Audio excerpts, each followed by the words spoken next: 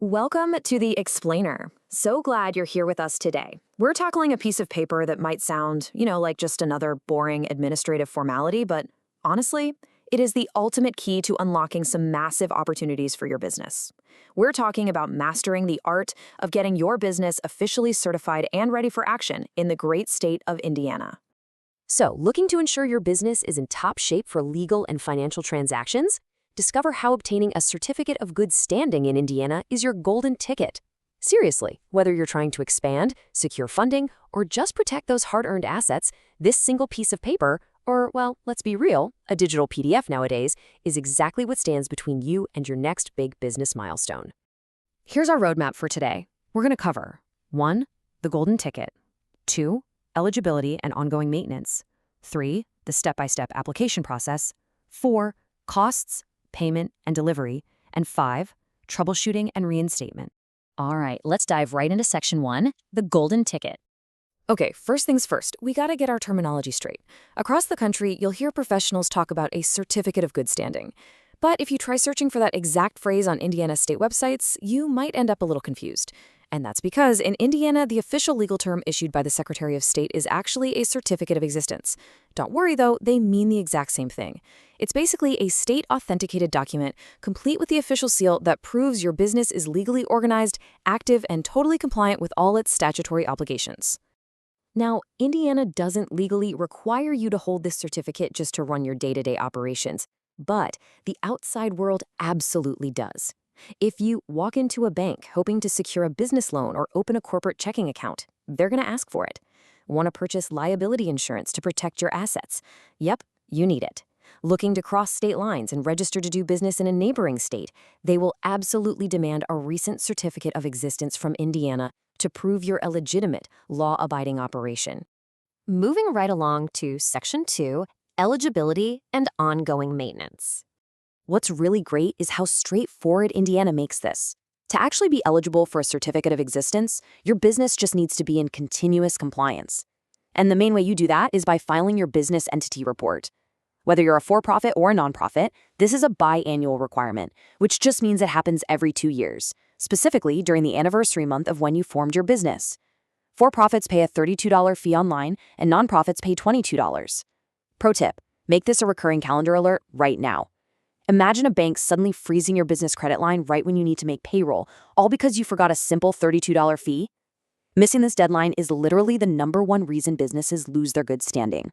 And while I have to point out a massive misconception here, a lot of business owners will go to the Indiana Public Search Portal, look up their company, see the word active, and think, awesome, I'm good to go. But listen, active status on a website is not the same as certified good standing. An entity can show as active publicly while still carrying underlying compliance problems that a bank's underwriter will absolutely flag. To prove true good standing, you have to order the actual certified document. So, how do we get it? Let's get into section 3, step-by-step application process. Getting your certificate online is incredibly simple. Ready? First, log into your INBiz account. Second, click on Online Services. Third, scroll down to the Secretary of State section and look for orders. And fourth, select Certificate of Existence. You just confirm your business ID and you're basically done. It's a completely self-serve 24/7 portal. Super easy. But please beware of the scams out there. When you form a new business, your information becomes public record. And almost immediately, you're going to receive these official-looking mailers from third-party companies telling you that you absolutely must buy a certificate of existence. And hey, they'll generously offer to do it for you for $72.50, or maybe even more. Do not fall for this. Never pay a premium to a third party for a certificate you can easily get yourself directly from the state for a fraction of the cost. Which brings us perfectly to section 4, costs, payment, and delivery. You really have two options here, and honestly, one is vastly superior to the other. If you use the INBiz online method, you can pay with a credit card or e-check, and the turnaround time is instantaneous. The system generates your certificate and emails it to you as a PDF within minutes. Contrast that with the traditional mail-in method. For that, you have to print an information request form, write out a physical check or money order, and mail it in. The state then takes 3 to 5 business days just to process it, plus whatever time it takes the postal service to physically mail it back to you. When a loan officer is tapping their foot waiting on you to close a major contract, yeah, you're definitely going to want the online option. So the crucial point is this exact number. $21.42. When you order a standard certificate of existence through EINBiz, that is your total cost. I know, it looks like a strangely specific number, right? Well, that's because it combines the state's statutory base fee with a really minor credit card processing convenience fee of about 2.15%. Just burn that number into your memory. If anyone asks you for $50 or $100 for this, you are absolutely being overcharged. All right, let's look at the flip side in Section 5, troubleshooting and reinstatement. Because the consequence for messing this up is pretty severe. It's called administrative dissolution. If you ignore state fees and reporting requirements long enough, the state will literally revoke your active status. You lose the liability protections of your LLC or corporation, you can't bring legal action in state courts, and your bank will absolutely freeze any new financing. Your business is essentially put in a legal deep freeze, not a place you want to be. And getting back into good standing, it is not a quick fix. Before the Secretary of State will even talk to you, you have to prove you don't owe any back taxes. So on day one, you have to request a certificate of clearance from the Indiana Department of Revenue. And here's the truly painful part. It takes 4 to 7 weeks just to receive that clearance. Only after you wait nearly 2 months can you finally move to the final step of filing for reinstatement with the Secretary of State. And when you finally reach that last step, it requires assembling a complete physical packet. You can't just do this part instantly online. No.